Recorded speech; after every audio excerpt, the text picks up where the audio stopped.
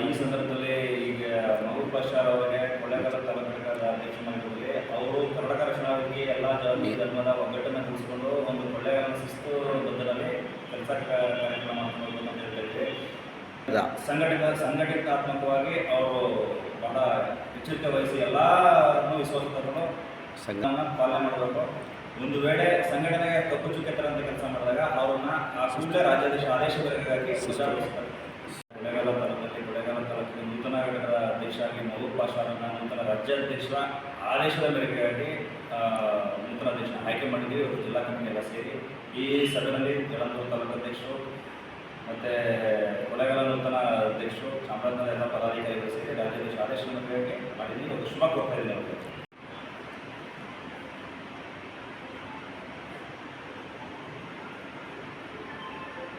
ಸರಿ ಸರ್.